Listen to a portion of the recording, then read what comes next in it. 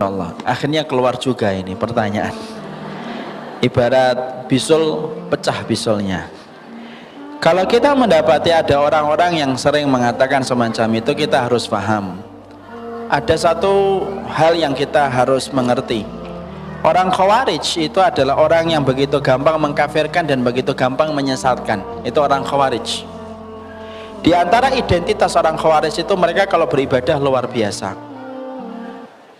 Makanya kalau saya, antum, beliau tidak ingin terkena paham Khawarij adalah mari kita tidak begitu gampang untuk mengkafirkan dan begitu gampang untuk menyesatkan setiap orang. Katakan sama dia kalau memang dia adalah orang yang berkomitmen kepada syariat, mungkin jilbabnya lebih panjang dikit daripada jilbabnya ukhti ataupun ummu.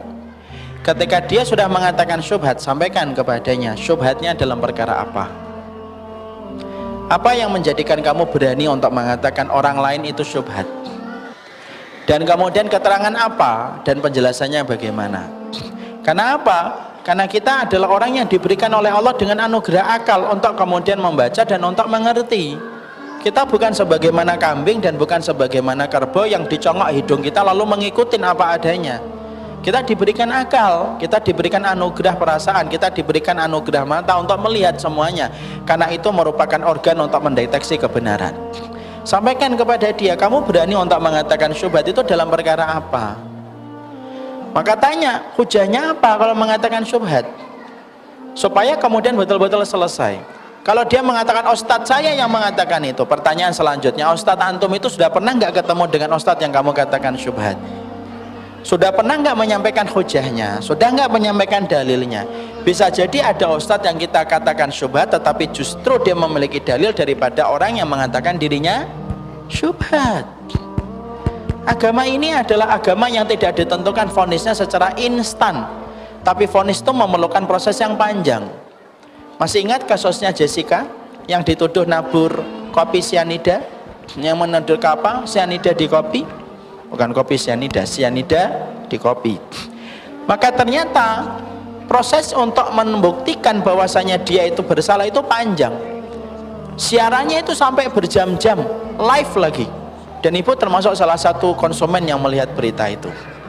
Belum lagi didatangkan itu kemudian ahli dari Australia, ahli dari Singapura didatangkan, CCTV diputar berkali-kali. Kemudian setiap tuduhan dibantah lagi sama pengacaranya. Loh, hanya untuk membuktikan seorang Jessica itu apakah dia menaburkan kopi, menaburkan sianida ataukah tidak, itu ternyata prosesnya sepanjang itu dan sedetail itu. Padahal hanya untuk menjaga kehormatan seorang wanita yang bernama Jessica. Kalau seorang wanita kafir saja hanya untuk membuktikan dia itu bersalah ataukah tidak, sampai sepanjang itu dan sedetail itu pengadilan itu ditegakkan dan menghabiskan biaya yang tidak sedikit. Loh, apalagi orang yang beriman. Kalau hanya mengatakan syubhat gampang, tapi membuktikan ucapan itu harus benar. Makanya dalam Islam itu kalau sudah ada tuduhan, makanya kemudian harus disertai dengan hujah yang begitu kuat. Contoh, kita mengatakan fulan berzina, hati-hati loh. Kalau kamu sudah mengatakan fulan itu berzina, kamu akan ditanya saksinya, 4 orang saksi. Kalau kamu melihatnya berarti kurang 3. Padahal kalau kita perhatikan, siapa yang tega melihat zina itu 4 orang bareng-bareng? Ada 2 orang liatin, Masya Allah, sini itu 4, Masya Allah. Masih kurang 3, masih kurang 1 di WA, cepet sini akhi, Masya Allah gitu. Loh, kenapa Allah itu kemudian meminta 4 orang saksi ketika kemudian ada orang yang melakukan zina itu? Karena berkaitan tentang kehormatan. Tapi sebaliknya, ketika Allah kemudian memberikan syariat, kalau kita mulai puasa, butuh berapa orang saksi yang melihat hilal? 4? Enggak, 1 saja.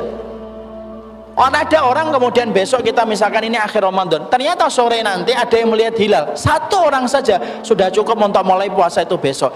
Kenapa masalah hilal cukup 1 orang, tetapi kenapa tuduhan zina harus 4 orang? Karena kalau sudah berkaitan tentang kehormatan orang itu jadinya berat. Siapapun itu yang ngomong, tanya sama dia, sudah siap kamu menghadapi nanti kemudian di hadapan Allah itu? Apa yang kamu katakan tentang semacam itu? Karena orang tersebut ketika kemudian dikatakan ustadznya syubhat fulan gitu, insya Allah saya sih tidak ada, ustadz yang lain mungkin.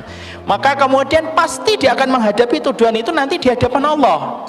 Kenapa? Berat loh mengatakan Ustadz syubhat itu berat. Kenapa? Berarti syubhat itu kita sudah mengancam dia dengan api neraka.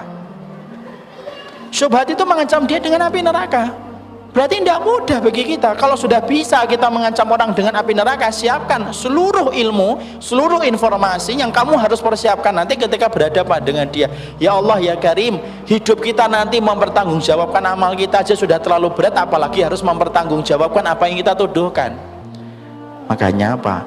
Jangan sampai jilbabmu, jangan sampai jenggotmu, jangan sampai celanamu itu menjadikan kamu halal untuk menghujat orang lain dan memvonis orang lain.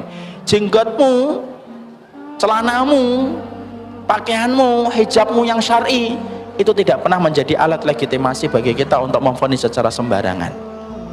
Allah alam bisawab.